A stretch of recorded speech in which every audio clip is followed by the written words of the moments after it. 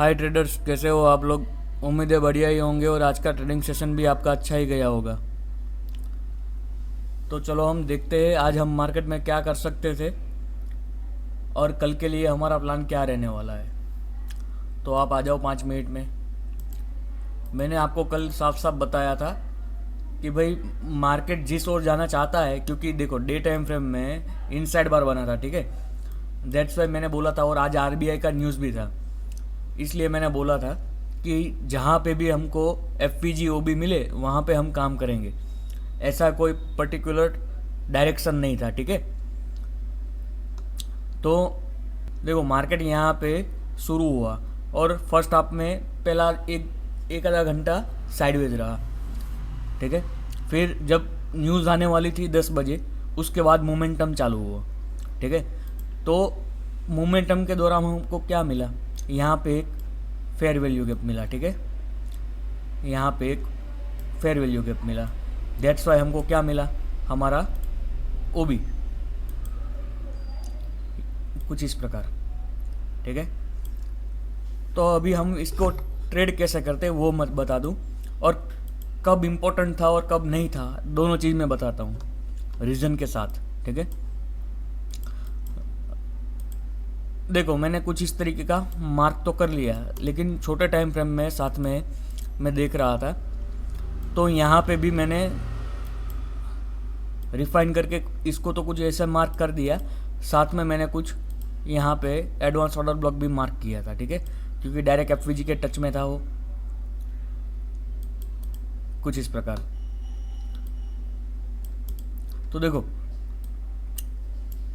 Market retracement market retracement करके आ रहा था नीचे रीबैलेंस करने के लिए, लेकिन वो एग्जिट यहाँ तक या यहाँ तक नहीं पहुँचा और यहाँ से ही अपना वापस कंटिन्यू डायरेक्शन पकड़ लिया, ठीक है।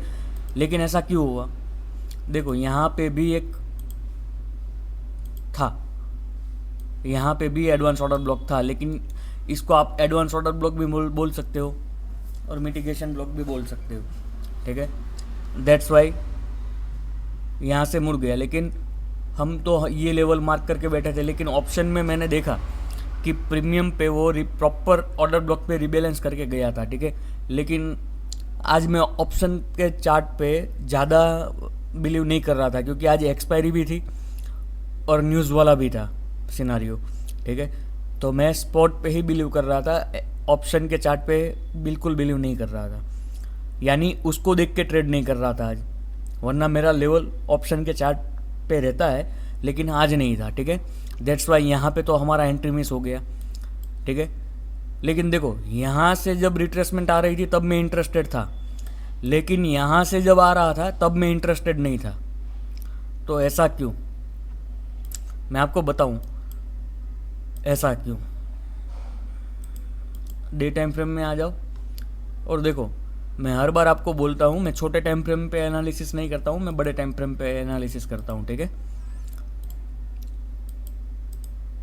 तो देखो मार्केट पहली बार जब रिट्रेस करके आ रहा था तब वो ये जोन पे नहीं पहुंच चुका था, ठीक है।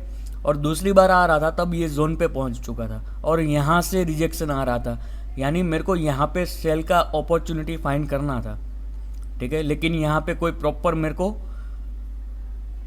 एफ या ओ बी मिला नहीं, ठीक है। छोटे टाइम फ्रेम में मिला था लेकिन वो रिबैलेंस करने गया नहीं। दैट्स वाई मैंने यहाँ पे पुट की पोजीशन नहीं बनाई, यानी यहाँ पे पोजीशन अपनी नहीं बनी, ठीक है।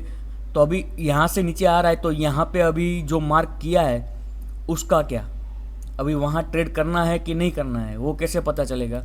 तो देखो मैं एक्स्ट्रा कन्फर्मेशन के साथ पहले बार में ट्रेड लेता हूँ, लेकिन जब उसको रिबैलेंस करने आता है तब नहीं लेता हूँ। लेकिन इस तरीके का जब सिनेरियो रहता है तब मैं यहाँ पर भी एक्स्ट्रा कन्फर्मेशन ढूंढता हूँ, अगर मिला तो ही ट्रेड करता हूँ। तो देखो वापस छोटे टाइम फ्रेम में आ जाओ आप, तो देखो आप यहाँ पे 1 मिनट में इसको आगे खींच के लो, तो यहाँ पे प्रॉपर ब्रेक कर चुका है, यानी यहाँ पे हमको कोई कन्फर्मेशन नहीं मिला। मैंने कन्फर्मेशन वाला पूरा थियरी तो आपको समझा दिया, राइट। तो अभी आपको समझ में आ जाना चाहिए। तो अभी इसको हटा देता हूँ, इसको तो कोई तवज्जो नहीं मिली, लेकिन देखो ये प्रॉपर ऑर्डर ब्लॉक था और यहाँ से इतना बाइंग आया था, ठीक है। तो हम इसको तो मार्क करते ही, अगर यहाँ पे हमको कुछ मिल जाता तो देखो, यहाँ पे हमारा कंफर्मेशन कहाँ पे क्लियर होता, मैं आपको प्राइस एक्शन कुछ समझाता हूँ। देखो, ये ओवरऑल एक कैंडल हो गया, ये फोर्थ कैंडल ने इसका ब्रेक किया है, यानी ये 2 कैंडल तो इनसाइड बार है, इसका कोई वैल्यू नहीं है, ये तीनों मिला के एक ही कैंडल हो गया और इसका ब्रेकआउट करके फिर हाई का लिक्विडिटी लेके फिर नीचे की ओर आ गया। ठीक है, फिर अब देखो एक कैंडल ये हो गया, फिर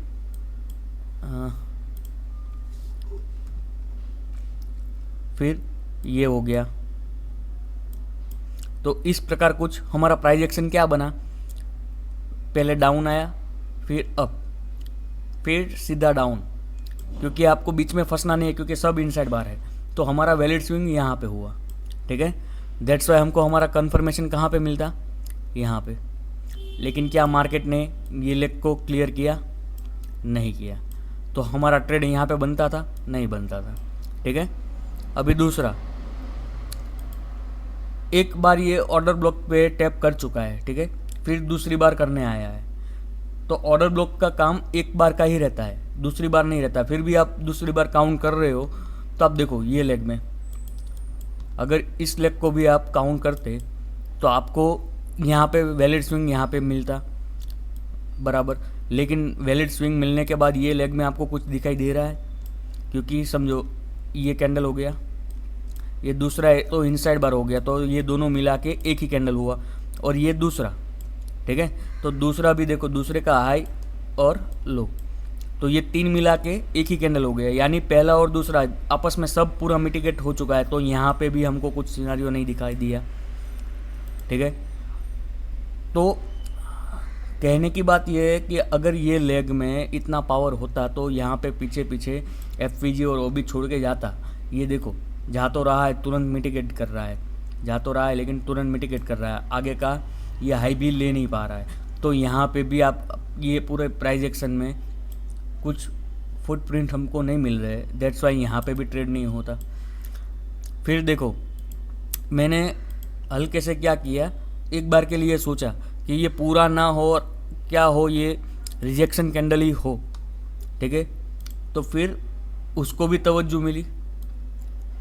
देखो, ये ऑर्डर ब्लॉक है वो तो सही है, लेकिन वहाँ से कितना रिएक्शन आएगा और कितना नहीं आएगा वो अपने हाथ में नहीं है।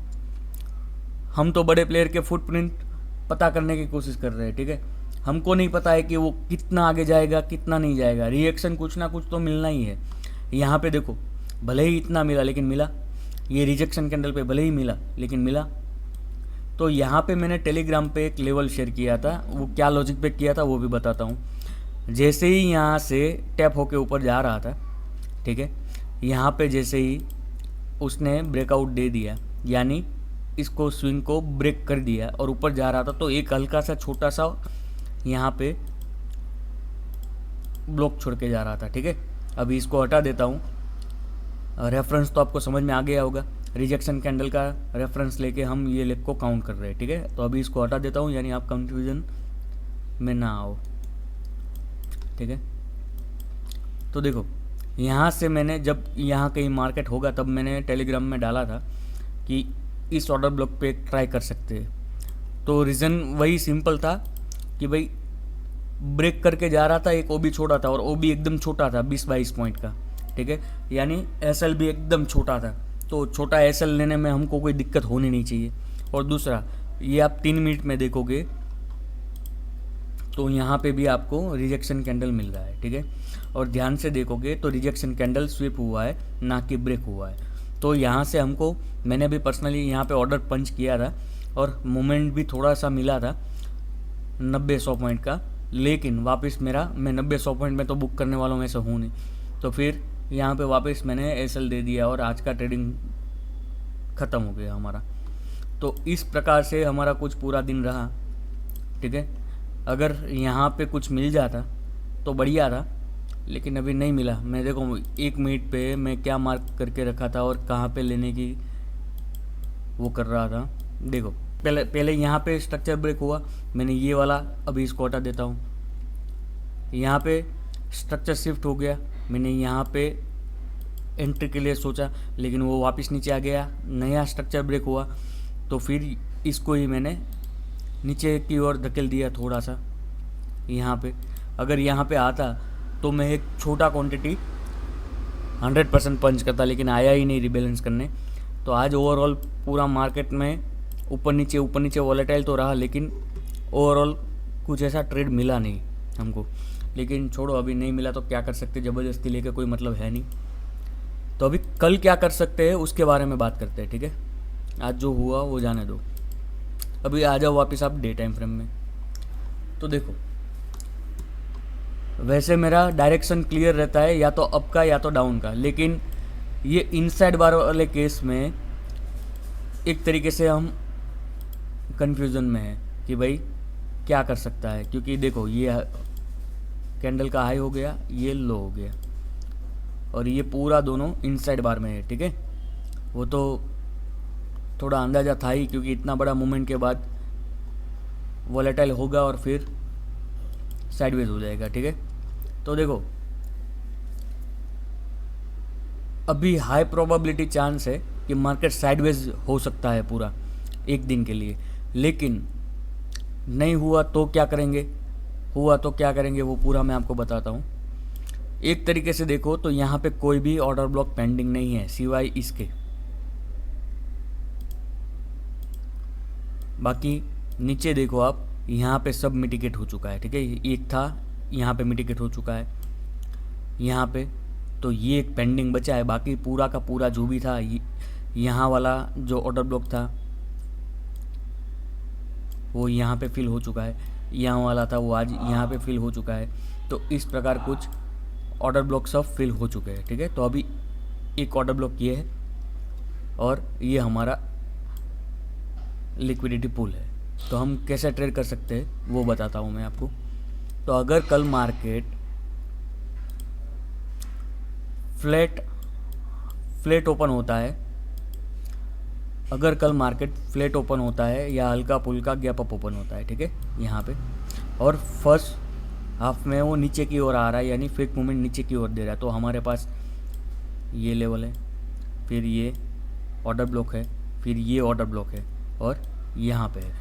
तो मेजर हमको कल देखना है ओपनिंग कहाँ पे हो रहा है और फर्स्ट मूव कैसे दे रहा है।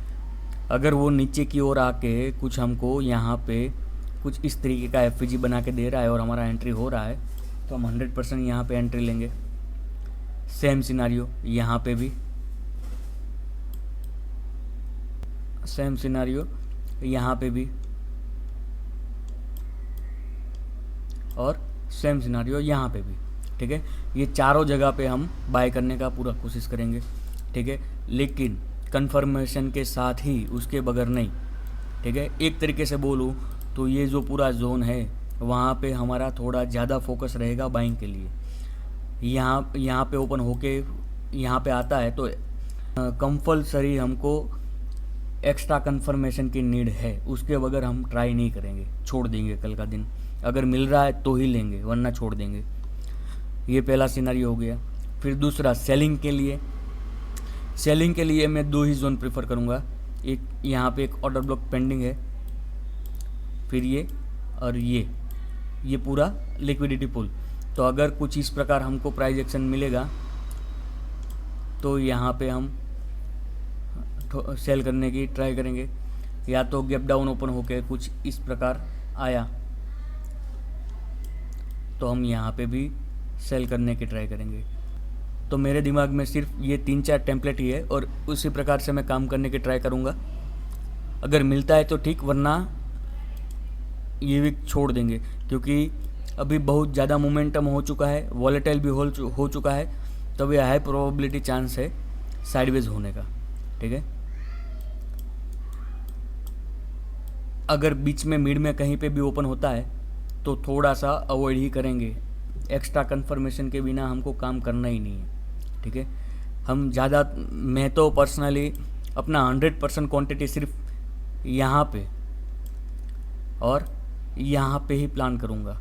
ये बीच का मैं या तो एकदम छोटा क्वांटिटी प्लान करूँगा, या तो एक्स्ट्रा कंफर्मेशन तगड़ा मिलेगा कुछ तो ही मैं प्लान करूँगा, ठीक है। तो कल के लिए मेरा व्यू कुछ इस प्रकार था। अभी देखते हैं मार्केट किस तरीके का रिएक्ट करता है। धन्यवाद।